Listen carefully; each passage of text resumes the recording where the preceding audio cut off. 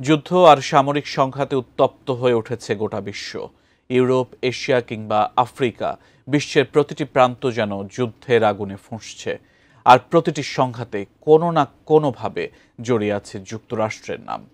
কোথাও সরাসরি সামরিক হস্তক্ষেপ, কোথাও আবার পর্দার আড়াল থেকে দেয়া হচ্ছে মৌন সমর্থন। এমনকি কিছু সংঘাত ইচ্ছাকৃতভাবে উস্কে দেওয়ার অভিযোগ রয়েছে যুক্তরাষ্ট্রের বিরুদ্ধে।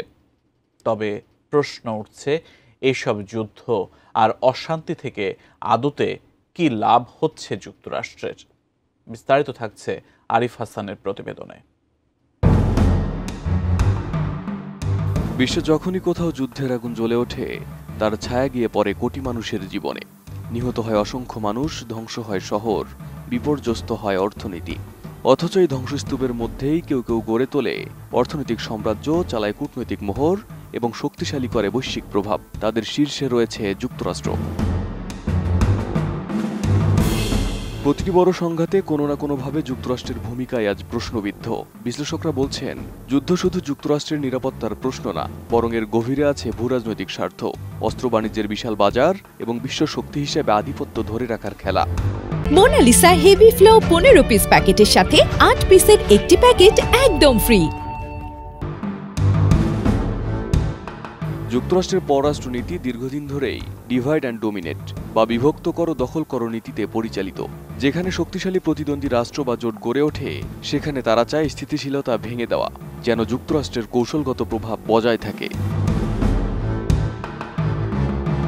মধ্যপ্রাচ্যে ইরান বিরোধিতা ও ইসরায়েলের পক্ষে অবস্থান গ্রহণ করে যুক্তরাষ্ট্র গোটা অঞ্চলকে বিভক্ত করে ফেলেছে, যার ফলে সৌদি, কাতার, বাহরাইন সহ বেশ কয়েকটি দেশ যুক্তরাষ্ট্রের অস্ত্রে নির্ভরশীল হয়ে পড়েছে। এদিকে এশিয়ায় চীনের উত্থান ঠেকাতে তাইওয়ান, দক্ষিণ কোরিয়া, জাপানকে ঘিরে কৌশলগত জোট গড়েছে যুক্তরাষ্ট্র। এই উত্তেজনায় অস্ত্র বিক্রির বড় কারণ হয়ে উঠেছে।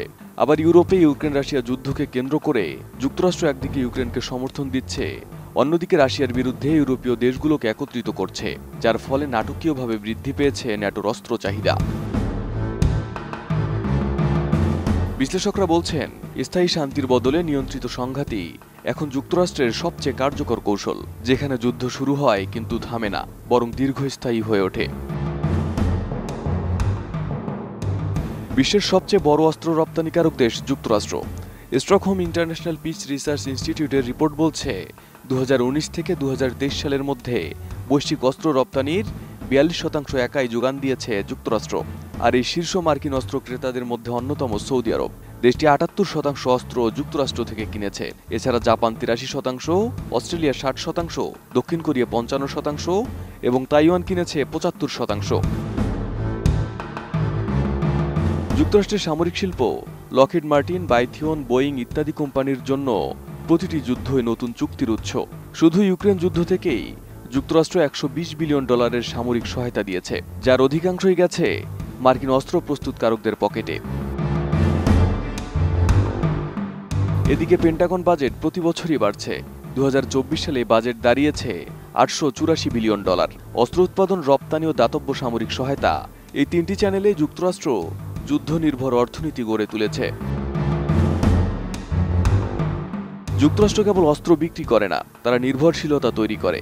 যখন একটি দেশ মার্কিন অস্ত্রে নির্ভরশীল হয়ে পড়ে, তখন তারা রাজনৈতিক ও কূটনৈতিকভাবেও যুক্তরাষ্ট্রের প্রভাব থেকে বের হতে পারে না। একে বলা হয় ডিফেন্স ডিপেন্ডেন্সি ডকট্রিন। উদাহরণস্বরূপ, সৌদি আরব হুমকি পেলেই হোয়াইট হাউসের দিকে তাকায়। তাইওয়ান চীন প্রশ্নে নিজের অবস্থান বদলাতে পারে না। এমনকি ইউক্রেনও যুক্তরাষ্ট্রের অস্ত্র ছাড়া যুদ্ধ চালাতে অক্ষম।